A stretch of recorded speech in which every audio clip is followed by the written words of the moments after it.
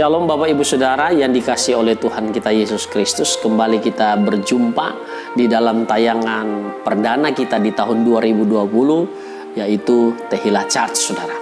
Nah, kita akan belajar sama-sama bagaimana supaya kita bisa menjadi orang sukses.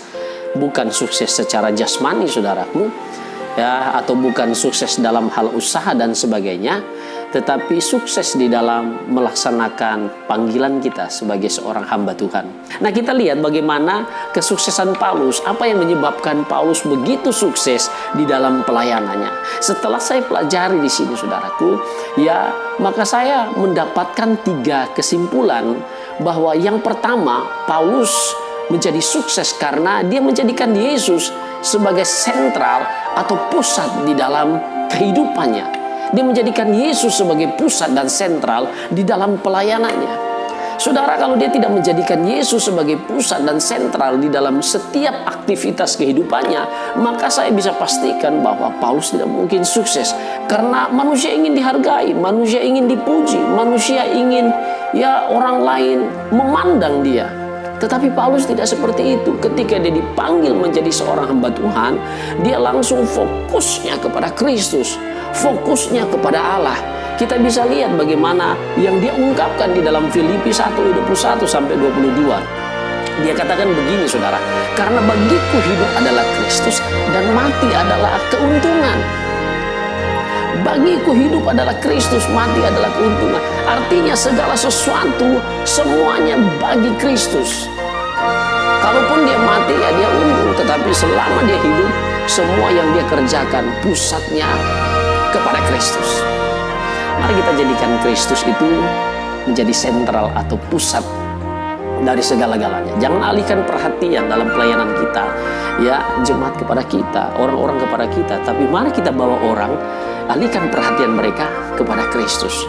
Maka kalau kita melakukan itu, Kristus dimuliakan dan kuasa Allah semakin besar bekerja dalam pelayanan kita. Dan akhirnya, saudaraku, kesuksesanlah sebagai seorang hamba Tuhan yang akan kita raih. Yang kedua, ini yang penting, saudaraku, yang perlu ada di dalam setiap kehidupan kita. Apa itu, saudaraku? Kita perlu mengerti panggilan kita sendiri. Kita perlu mengerti Tuhan telah memanggil kita, bukan menjadi orang Kristen yang biasa-biasa, tetapi Tuhan memilih kita. Dan saya percaya kita semua adalah orang-orang yang dipilih oleh Tuhan untuk mengerjakan pekerjaan yang luar biasa. Mari kita bergabung dalam satu iman kita kepada Kristus untuk mengerjakan panggilan surgawi kita yang Tuhan sudah nyatakan, yang Tuhan sudah tetapkan. Tuhan memilih kita untuk menjadikan kita partner bagi Dia. Bagi apa? Bagi kerajaan Allah, bagi visi dan misi Allah, bagi jiwa-jiwa yang ada di sekeliling kita. Nah, saudara, Filipi yang ketiga, ayat yang ke-13 dan yang ke-14, dia berkata begini, saudara. Saudara perhatikan baik-baik, dikatakan begini, ini yang aku lakukan. Aku melupakan apa yang telah di belakangku dan mengarahkan diri kepada apa yang di hadapanku. Nah, saudara, kalau kita mau menjadi hamba Tuhan yang sukses dalam panggilan kita, ya, dalam pelayanan kita, maka kita harus melupakan apa yang ada di belakang. Jangan lagi ingat-ingat sesuatu yang sudah lewat, saudara. Kadang-kala sesuatu yang kita ingat-ingat yang sudah lewat, bukan justru itu yang mendatangkan kekuatan bagi kita. Kita mengingat orang bagaimana orang menyakiti kita, kita mengingat bagaimana orang tidak menghargai kita. Kita tanggalkan itu, saudaraku. Kita melupakan apa yang ada di belakang kita dan mengarahkan pandangan kita, mengarahkan diri kita kepada apa? Kepada sesuatu yang ada di hadapan kita. Dan bahkan kita berlari kepada tujuan untuk memperoleh hadiah. Apa itu, kata Paulus? Panggilan surgawi. Saudara dan saya punya panggilan surgawi yang besar. Dan yang terakhir, saudaraku, bahwa apa yang kita kerjakan ini yang menjadi Paulus sukses. Apa yang Paulus kerjakan, Paulus tahu persis janji Tuhan tidak pernah meleset, janji Tuhan tidak pernah, saudara, Allah tidak pernah ingkar janji Tuhan selalu ya dan amin.